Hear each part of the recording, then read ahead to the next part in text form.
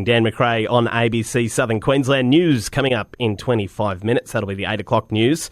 But while Insect of the Year voting is happening, Bird of the Year has been crowned. And, well, it's squat.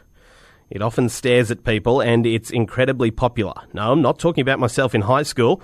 I'm talking about the Tawny frogmouth bird, Australia's newly crowned Bird of the Year. The competition run by BirdLife Australia has wrapped up for this year, and after 3 years of placing runner-up, the Tawny frogmouth took out the top spot.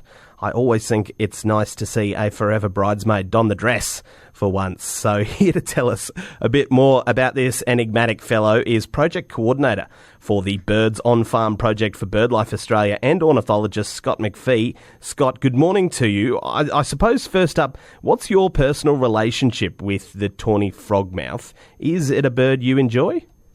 They are. They just very cute. I have a couple on my property. I'm on a few acres north of Toowoomba, and I see them probably every few months. They're nocturnal, of course. So, but mind you, there is one that sleeps in the crook of a gum tree here, and we've been keeping an eye on him for a while. He's pretending he's a branch and doing a pretty good job of it. Yeah, right. Are they? When you say cute, they're cute in the way that a pug dog is cute, right? In the sort of gnarled, what's going on there, sort of cute. Yeah, well, I guess one person's cute is another person's ugly, isn't it? They look a bit like Muppets, I think. But that's true. They are officially the world's most Instagram bird, and I think it's the big bug eyes and the broad mouth with the downturned edges and the way they just stare at you. Yeah, you'd never forget it when one of them's looking at you. Yeah, they're fairly unflappable, aren't they, if I could use a bird pun there. They don't tend to fly away if, there's even been crowds I've heard stories of and they're not really bothered. They just sit up there on their branch.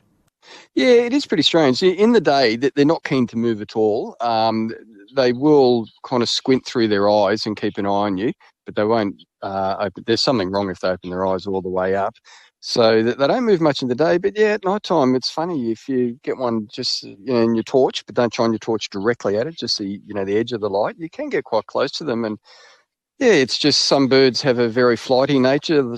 Others are more relaxed, and these guys are one of the more relaxed ones, which might account for their popularity as well. Yeah, amazing. Most Instagrammable bird is that's fascinating. Yeah, it's a good title, isn't it? Yeah. I mean, it's won the popularity contest of Bird of the Year, so I suppose that makes sense. Yeah, exactly. And look, the Bird of the Year is just a great fun competition that BirdLife and Guardian Australia run every 2 years. So, the Tawny frogmouth came in first with over 11,000 votes this year. So every voting round, 5 birds get eliminated and you can vote once a day. So, it's great to see them up there. I think everyone just loves those birds. They'd easily be one of the most popular ones in Australia. Do ornithologists like yourselves treat it a bit like Triple J's Hottest 100? Do you have a barbecue and watch the countdown take place? Yeah, there is a bit of nudging going on, particularly on our internal messaging at BirdLife. I was back in Galars, but we got nowhere. So maybe next year, you never know. Yeah, indeed.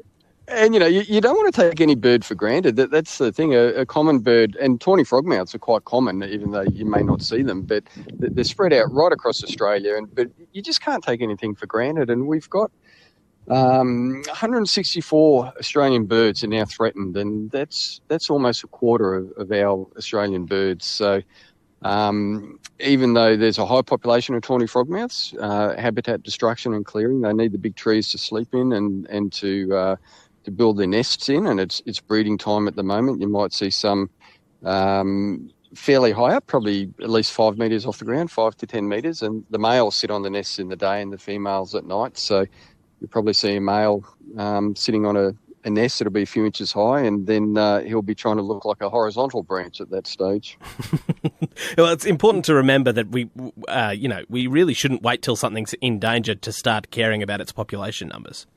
Yeah, exactly, and that's one reason why we run this poll. It's fun, but it's also a way to get people thinking, and then a way to get politicians involved as well. And everyone from the Prime Minister to senators, they all have a say. And it's a bit like supporting a football team or something, or a movie. You can get all riled up about something that I guess in those cases doesn't mean something, but for the birds, it really does mean something. So the more of a spotlight we can put on certain species, and so back in 2019, the black-throated finch won, and that was, that bird was under pressure because of mining expansion, and then swift parrots last time, 2 years ago, and they're under a lot of pressure because of logging, and they migrate up all the way from Tasmania all the way up here to Toowoomba. So we had them last year, haven't had them this year, but you can't take anything for granted, whether it's common or it's threatened. We really need to value it.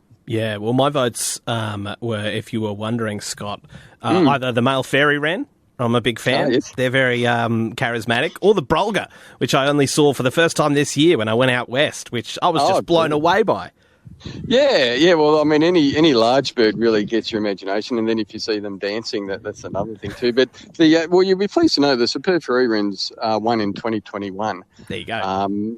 And so I think the way the voting goes, it's either common bird like the superb fairy wren or the magpie or the tawny frogmouth, or threatened birds like the swift parrot or the black-throated finch. So it's kind of alternating between the two. And the fairy wrens at the moment, all the males are all hyped up. They're attacking their reflections in the windows on my property at the moment because they're full of testosterone and needing to state the case. So tiny little thing that's, it'd only be a couple of inches long. They're pretty full on. They're very attractive little birds too. Yeah, brimming with hormones.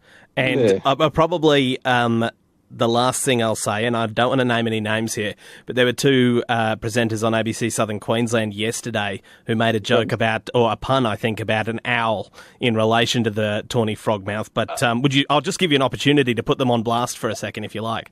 Yeah, well, I can probably imagine what they said. And tawny frogmouths are definitely not owls. It's a common misconception, and it's convergent evolution. So they're two totally different orders of birds, but they both make their living the same way, being a nocturnal hunter. The owls are probably a bit more effective and can take larger prey and tear it apart. The tawny frogmouths, their beaks aren't as strong, and that they can't tear flesh apart the way the owls do. So they'll look for smaller prey, insects and amphibians, small reptiles, things like that. And they basically pounce down on them on the ground. But so they're different in a few respects to owls, but they look similar because they're hunting at night. So they need the big eyes, they need the silent flight. So it's a very common misconception, but they're definitely not owls. It's a case of if it looks somewhat like a duck, quacks like a duck. In this case, it's not a duck. Yeah, precisely. Exactly. Yeah. That's a good analogy. Perfect. Well, thank you very much for your time, Scott McPhee. I appreciate it. Yeah, no worries. Okay, thanks. And we'll talk again in 2 years when the next vote's on. Yes, indeed. Yes, gunning for brolga. Come on. Yeah, no worries. Thanks, mate. There you go. Well, I hate to throw my other presenters under the bus there, but I feel like I had to.